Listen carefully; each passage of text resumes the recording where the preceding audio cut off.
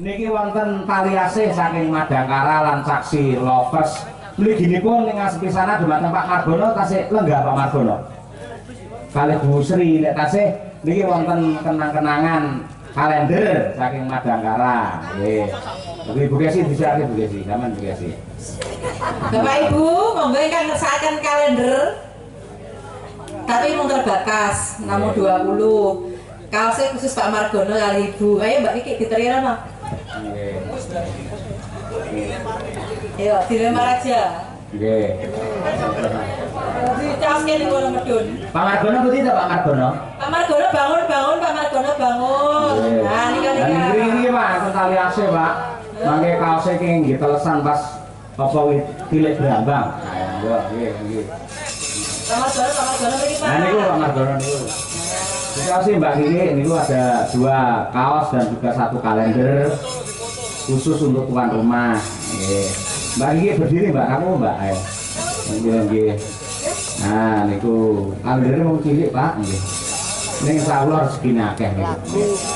Kaosnya nggih namung mekaten menika minangka tandha tresna ucapan terima kasih kula sak kanca Madangkara dumateng panjenengan.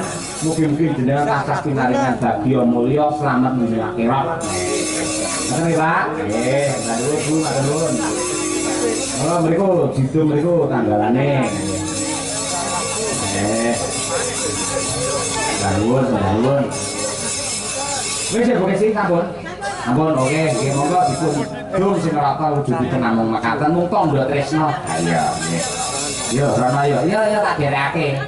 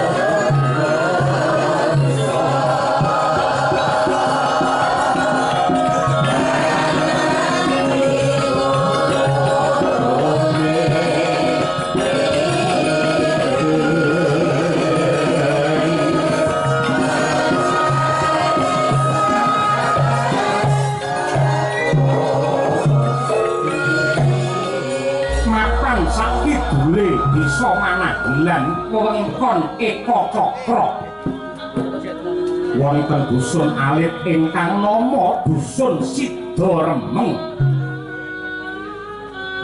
ing wanci siang sepi mampring parandene wanci wengi gayeng gumarenggeng para priya ingkang ngumbar maksiat omben-omben turut dalan keplek dadu ambengok saru pisu indrindil bareng keluwen beleyasu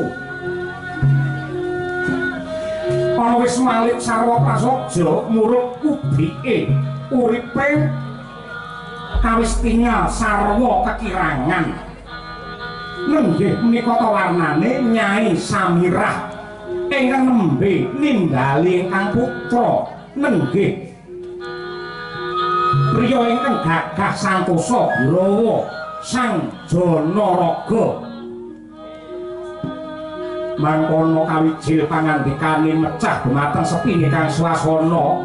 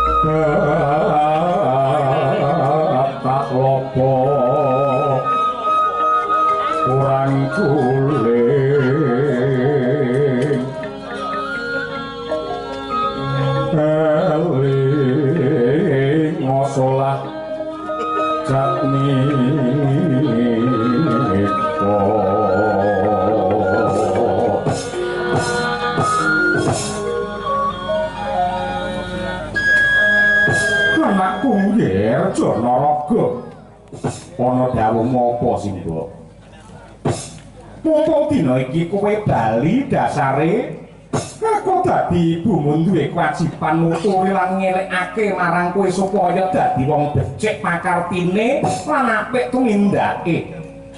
Kowe tak kandhani ya Janaraga. Pangeran kuwi nitahake menungsa ana alam kadang wis ginaris anut lawan adiling kodrat. Gusti Kang Maha Urip kuwi maringi urip marang titah wis dicawisi penguripan lan jatah rejeki dhewe-dhewe. Dene supaya menungsa antuk rejeki kudu tinuku sarana budidaya sarta ndedonga. Dene carane budidaya menungsa kudu nyambut gawe anut kabisane, asile mbuake utawa sithik sing bakul liwat dalan sing bener aja nganti nerak aturaning agama lan krugekake marang wong liya.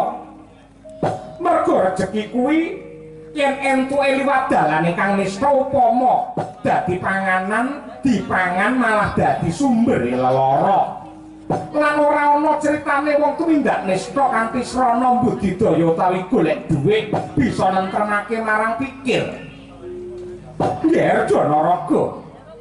Dina iki wong desa manah ilang padha goreh rasane mergo anane Durjana utawa maling sing meh saben bengi nyolong bandane Kamula. Nadyan to maling mau durung konangan nanging aku wis ngerti aku wis surup sing dadi Durjana ora ana liya kejaba kowe anakku nggih Janaraga. Mula dina iki aku njaluk kanthi banget damel marang cung cupeten gaweamu sing nista kaya mangkono. Wong tuwa ngendi wae ora ana sing udan kalawan anake supaya dadi maling. Dadi Durjana kuwi pisan pindho ora konangan nanging suwe-suwe mesti bakal kadenangan merga pangeran kuwi ora bakal ngridani tumindak sing culika kaya jeneng sira Janaraga. Matur nuwun Simba. Kowe wis ngelekake karo aku merga gedene rasa tresnamu marang anak.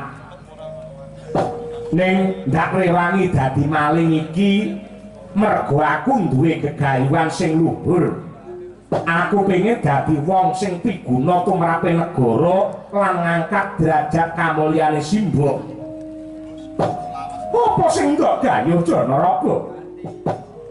Aku pengen dadi prajurit. Aku pengen dadi Sentara Praja. Aku pengen ngenger marang negara Ngamarta. Aku kelingan biyen Pandhawa sing bisa nentremake Eka Cakra merga saka kamurkane Prabu Baka biyen. Aku kepengin suwita marang para Pandhawa. Yen pengen dadi prajurit kenapa kowe kok malah dadi Durjana? Mongko maling kuwi musuhe negara nggih. Simbok kudu ngerti. Wong arep nglamar dadi prajurit kuwi ora mung sangu kepinteran lan kasantosaning raga, nanging kudu duwe dhuwit. Jaman saiki yen ora duwe dhuwit, ora bakal ditampa dadi abdi negara, Mbok. Panjenenganmu kudu ngerti. Aku dadi maling nglumpukke Brana Picis kanggo srana aku men dadi prajurit negara Ngamarta, Mbok.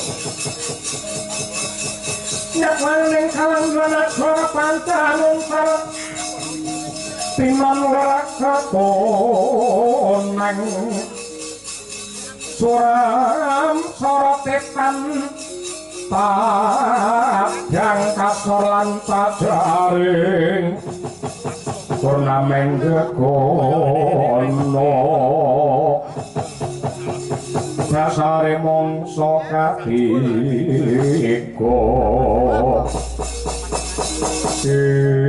batu butuh Pak anakku ngger Janaraga pupusan gegayuamu dadi abdi negara nadyan to niatmu ki apik nanging caramu sing ora becik mbokmu luwih marem lan tentrem yen kowe nggarung luku dadi wong tani nadyan to asile ora sepiro nanging bisa nentremake rasa ngger Janaraga wis mbok kowe ora perlu ngelikake karo aku nanging dadi Durjana kuwi dosa sing gedhe lho yen nganggep dadi Durjana dadi maling dosa sing gedhe aku tak takon gedhe ndi dosane karo pejabat sing gaglak bandane rakyat kae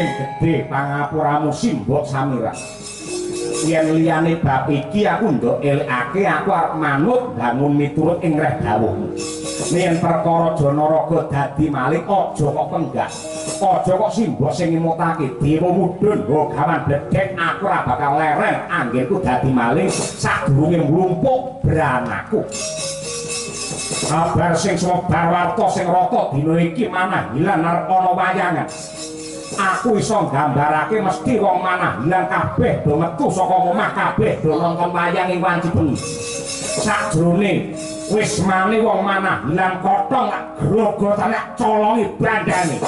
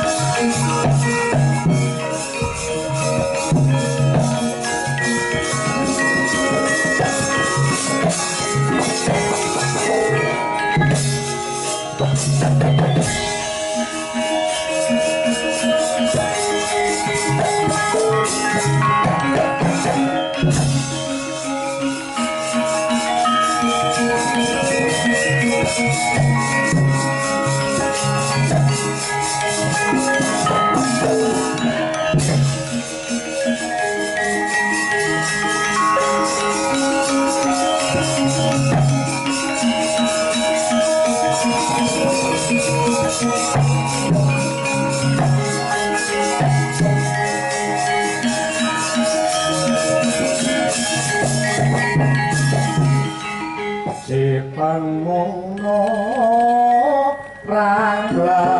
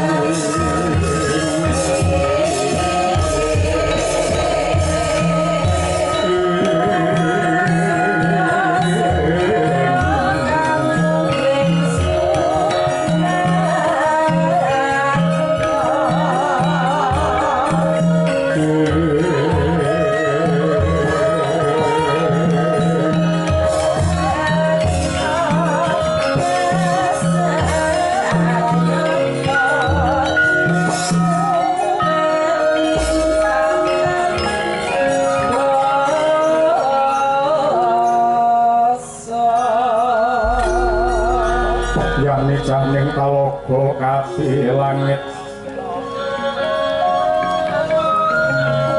mambang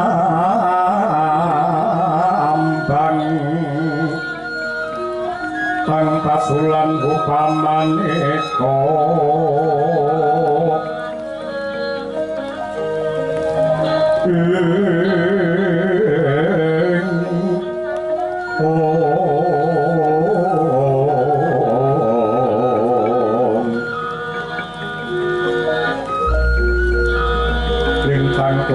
Sumo yo sumawur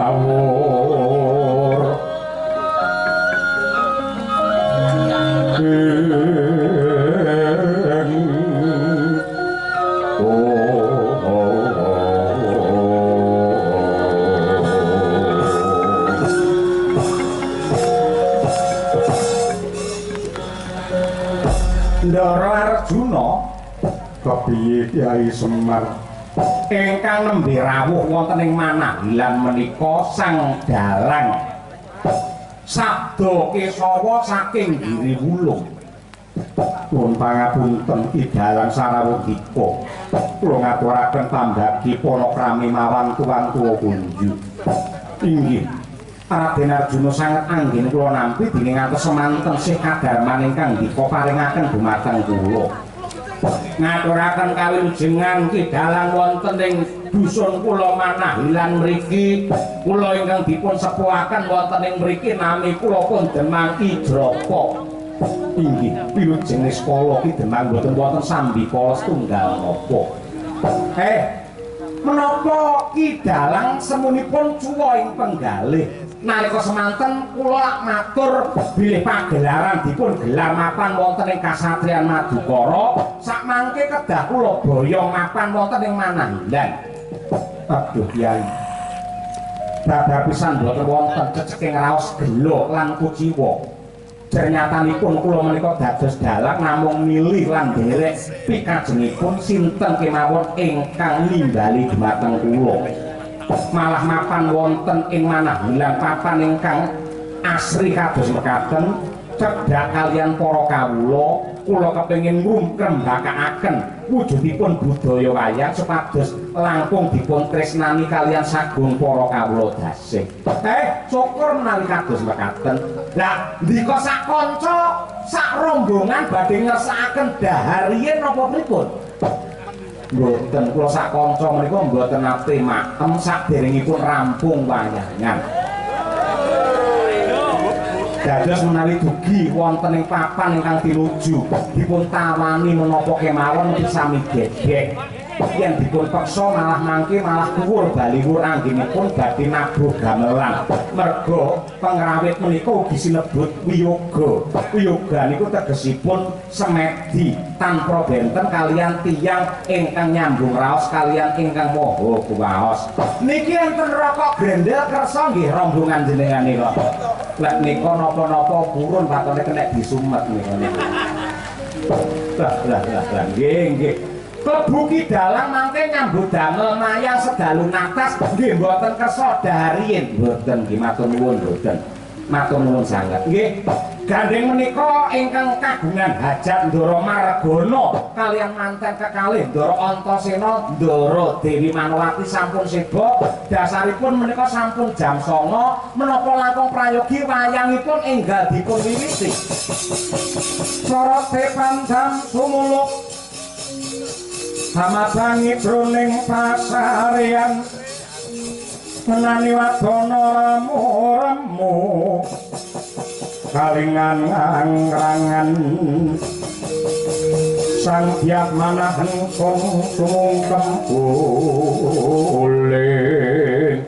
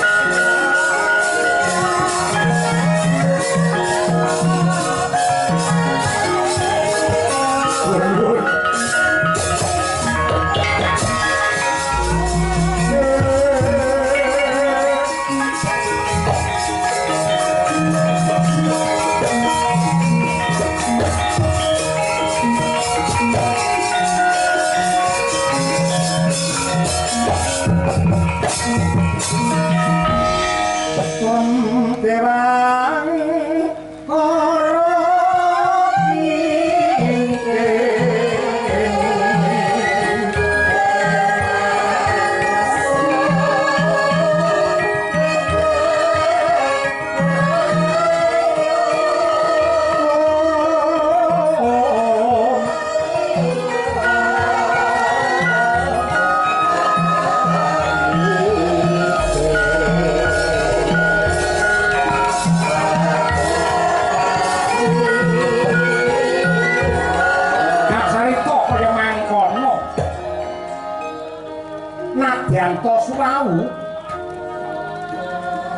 mana hilang padang jinggrang langit biru resik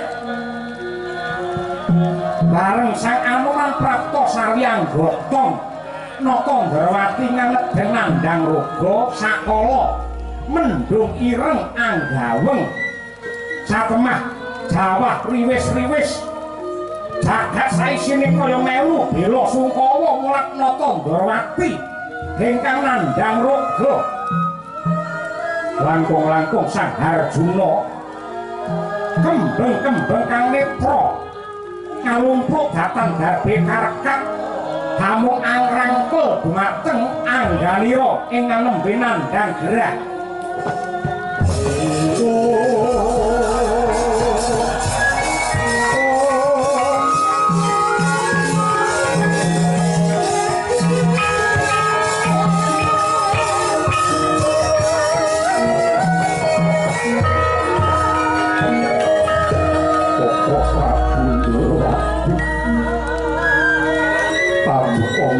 socaning rapok goreng jagat langit lantaing diwa parantine ngantos nandang rogo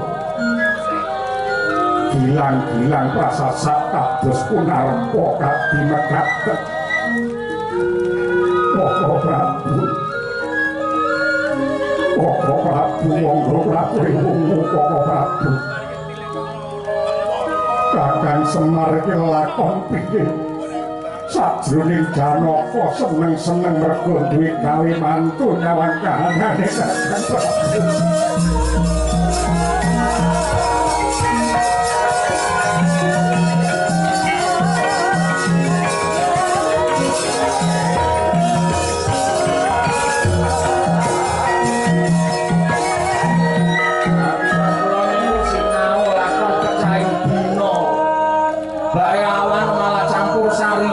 pripun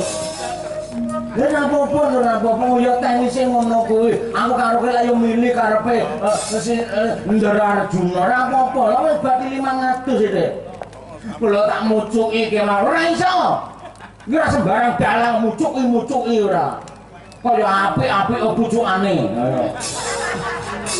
kula tak perangkake renek perangkake iki lakon tos kok perangkake ora wis tangane wong sapa ngerti lek Ndara Manowati njur bobot babaran njur kowe diundang sapa ngerti wis ora mundur sik urung bejo ngene tegese sing sregep tirakat to lho pun tirakat bendina elok apik kuwi mergo nggih bendina mboten enten sing dipangan lha tirakat kados mekar gebyakan ning omah dhisik dipamerne tangga teparut kula gebyakan teng omah mayang dhewe kula ragati dhewe enten lek ping 17 nanti omah kula entek kendaraan kula entek nggih gebyakan kurang akeh jenenge ngene gebyakan minimal ping 20 ana mundur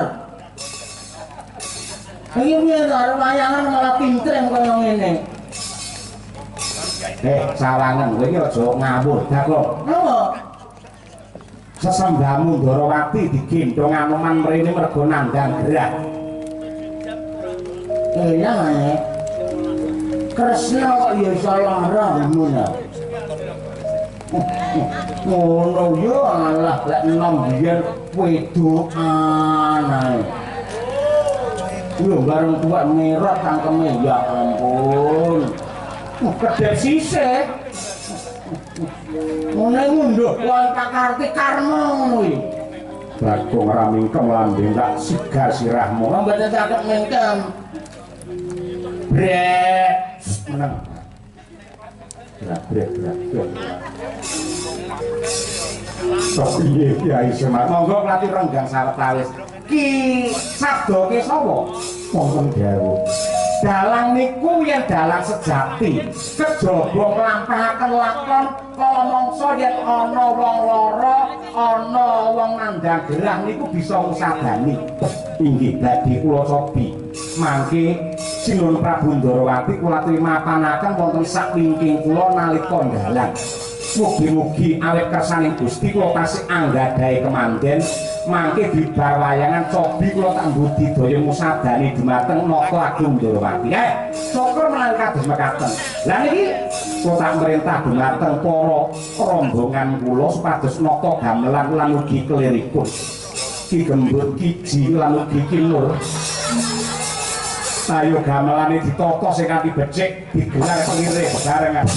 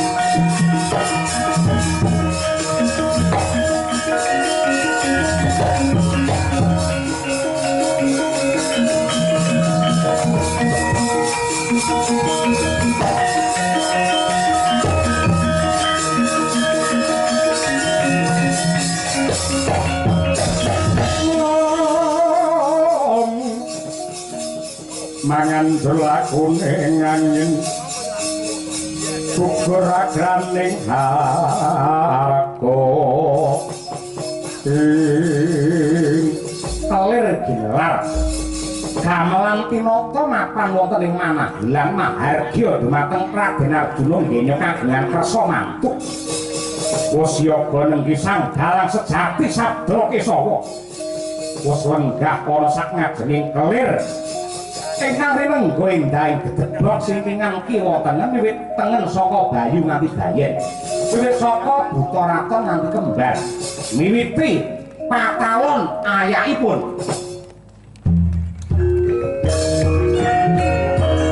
wayange diwiwiti ya nonton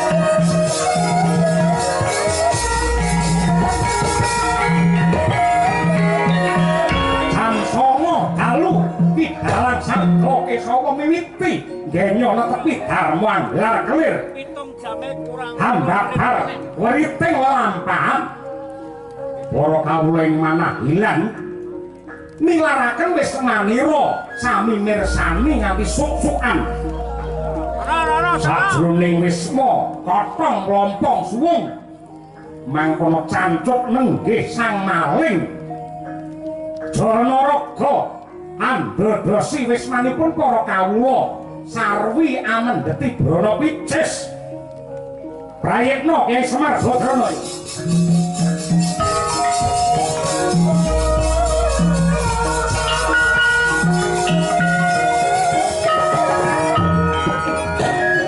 kula aturaken ngajeng bilih malingipun niku jarene tiyang manah hilang niku mirip kalih jenengan mula nggih ngresiki jenengan asma panjenengan kawula padha nglumpuk teng mriki omahe Dokotong cobi mang oyak mang goleki malinge yen kecekel mang beto mriki yo Kyai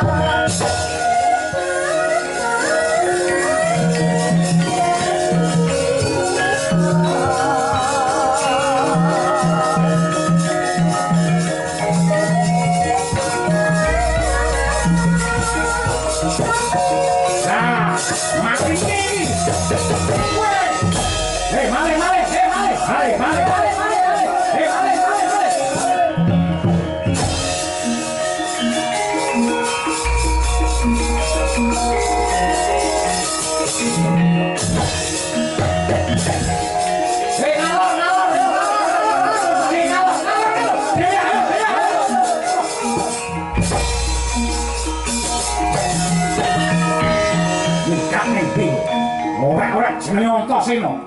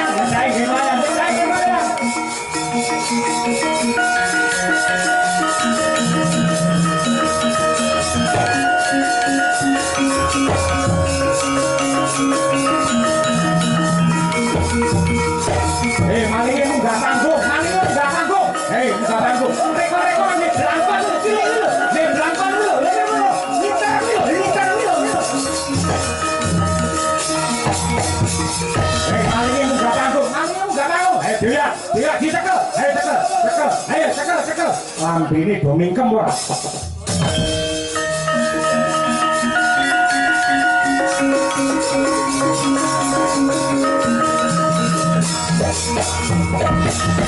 Digarang enten maling munggah panggung. Nika reko-reko ngangge biskak abang nika. Ngangge blangkon nika. Mangku siter nika lho. Nika maling kula cekeli dene samangke. Mara gagi gatekno rembuke dalang sabda Kesawa.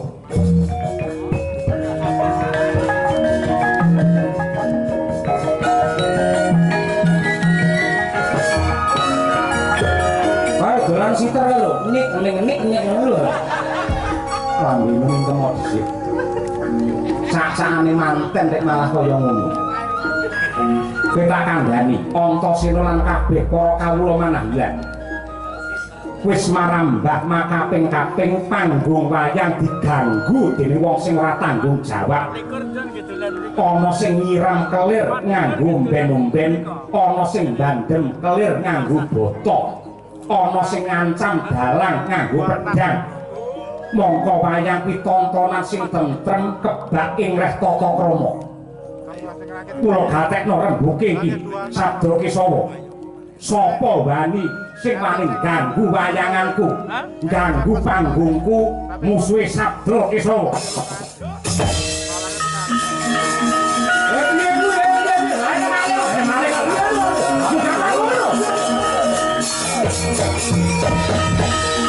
Sik nuwun sewu Ki Dalang. Nanging iki ana maling sing munggah panggung golek pengayoman. Maling mau kudu dicekel mergo wis ngganggu para kawuling manahlan. Sapa wae sing ana dhuwur panggung wayang iki dadi tanggung jawabku. Aja ganggu dalang sing lagi mayang. Mengko yen rampung wayangane perkara maling aku sing tanggung jawab ngrampungi. Yen dora mundur ndalak badhe cempala sirahmu iki.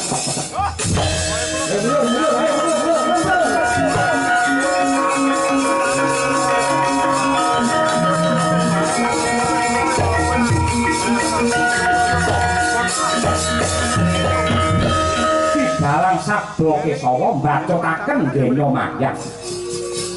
Hanya pengwujudipun wayang kekalih nenggih Bathara Kala miwah Sanghyang Bathara Guru ingkang den critakaken nggih Sang Bathara Kala tansah nyolong bayi tanpa dosa ben gaglak ben pangan wani mangkono kaya nggugah rasane maling jana lho.